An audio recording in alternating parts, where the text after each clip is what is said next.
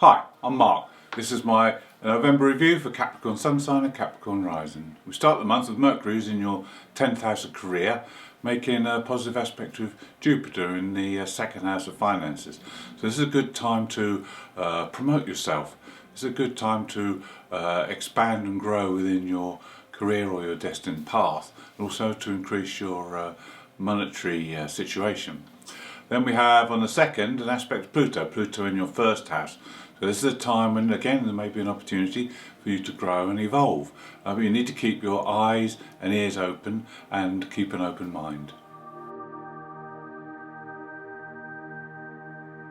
On the 4th we have our new moon. This month is in Scorpio and it's in your 11th house. Now the intensity that comes with Scorpio will rub off on the new moon, and you'll find that your emotions are very strong and you need to keep emotional control, don't let things bubble over. In the 11th house it's about networking with friends, colleagues and groups that you belong to or groups you may wish to join. These are all highlighted with this new moon. Also your hopes and dreams for the future. 11th house is your future and you need to maybe update your dreams now, set new ones, attainable ones. With the new moon being opposite Uranus in the 5th house, there's also time for great socialising, and you may meet new people, different people, with some great ideas that you can bounce off in this time. On the 5th, Venus moves into your sign of Capricorn and your first house. So her energy will help you to interact with people. And maybe some of these people that you meet may further your ambitious nature. We also have Mercury moving into the 11th house of Scorpio, and Mercury makes a sextile to Venus as well. So communication will be greatly improved. You'll be able to get along well with most people, and this will aid you into furthering your ambitions. On the 9th we have a challenging aspect. Mars makes a square to Saturn. This is always like trying to walk backwards. You can only do it slowly. It's a time to proceed with caution. There's some kind of blockage connected with this aspect. It could be with Saturn in your second house finances and possessions, or it could be from the Mars end whereby it's friends, colleagues, all your dreams and hopes for the future. But there's some kind of blockage that you need to understand and remove before you can proceed. Mercury makes a conjunction with Mars, so you need to make sure that you channel your energy well, because Mercury-Mars can form as irritability and inevitably stress. So if you have a lot of excess mental energy, make sure you do some physical exercise to offset that.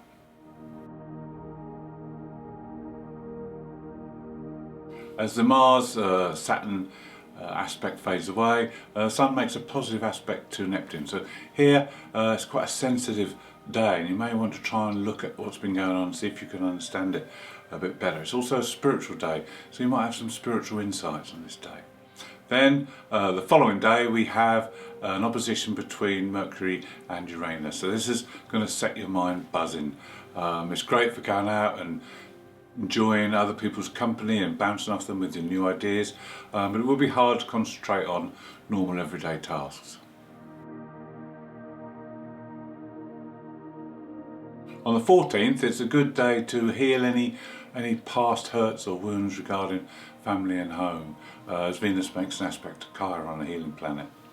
Then on the 15th there's a more positive aspect, and this is the Sun making an aspect to Jupiter. This always gives you a good vibe, and Jupiter's in that second house of finances, so it's a good day to either sort out your finances or think of new ways to improve your financial situation.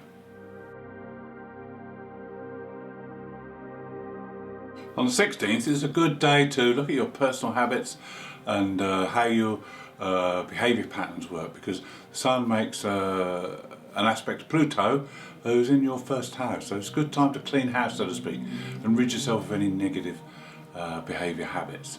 Also on that day we have Mars opposing Uranus. Now this could bring up issues over freedom. There could be something that's kind of restricting you or holding you back, and Uranus will want to break free from those restrictions. So the best thing is to approach this with caution and as early as you can, and find out if there's anything that you're really not happy with, and if you've been making any grumblings about things, then this is the area where you need to look at quickly, because if you leave it and you leave it too long, it's like a pressure cooker. It can explode at some point, blowing the lid off things, and you don't really want that to happen, because this could happen with friends or colleagues, and it could happen within a group situation, because Mars is in that 11th house. Also on the 16th we have the coming together of Saturn and Chiron. Now, this has happened twice already this year. This aspect has been going on all year. It's a sextile, and it's focused on your 2nd house and 4th house. Now, the whole point of this aspect is to help you to understand all the things that have been going on this year. The first coming together was in February. The second time they met was in June, and now this is the third and final coming together, and on the 26th of November it'll be exact, and then they will part their ways. But this is time to understand what's been going on.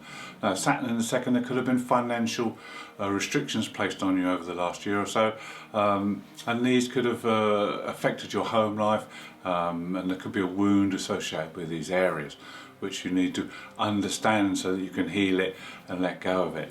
Authority figures as well, there could be issues with authority figures, or what authority figures have imposed on you, the restrictions. So you need to heal all this, understand it and heal it and let it go, because you don't want to carry it over into next year. And the main lesson that this aspect is trying to teach us all is to trust in our own authority, trust in our own inner voice. Two trines on the 18th will make for a very dynamic day. We have Venus making a trine to Uranus. This is a good day for trying something new, creative, or socialising with new and different people. The other aspect is between Mercury and Neptune. This is a very imaginative, very inspirational aspect, and this could inspire you in some spiritual way, because with Mercury in that 12th house, contact with Neptune, there could be messages, dreams, or signs coming through for you to take notice of. On the 19th we have a full moon. This full moon is a lunar eclipse. This happens in Taurus, and it's in your 5th house. Now, this eclipse series belongs to the Saros 5 South series, so it's renowned for bringing joy into our lives. It's renowned for bringing good news and happy events. So in the 5th house, it could bring a great increase in creativity. It could bring a new love. It could bring new relationship or a new child. It could bring many number of things, and also it's a very sociable house, so it could bring events on a sociable level as well. But the effects of this eclipse will last for some time into the future. Now, being in Taurus, it's very earthy, so it's a good time as well to connect with the earth and to either do some gardening or something out in the open, connecting with nature. The day after the full moon, you'll be very buoyant, and this is a good time to do long-term planning with your finances and financial commitments. Also on that day, Mars and Venus come together in a sextile. This is a positive aspect. Now, with this aspect, you could expect there to be love in the air. Mars in your 11th house, also about making new friends, new colleagues, and joining up with new groups of people that will bring pleasure. This is also good for artistic level as well. With Venus, will increase the activities of Mars in that area, so you can channel the physical energy into something more creative. And also Venus in the 1st, you can put energy into changing your appearance in some way, making yourself look more attractive and more beautiful, maybe changing your hair or your clothes. These are all possible with this aspect, and it lasts 12 days, so there's plenty of time to work with this one.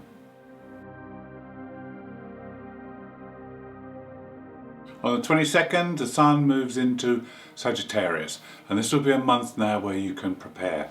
You can work behind the scenes on any projects or anything that you feel needs attention before the Sun moves into your sign and the first house in a month's time. So this is time for quiet reflection as well on the whole year, and see what you've achieved during the year, and then start planning what you want to achieve in the new year.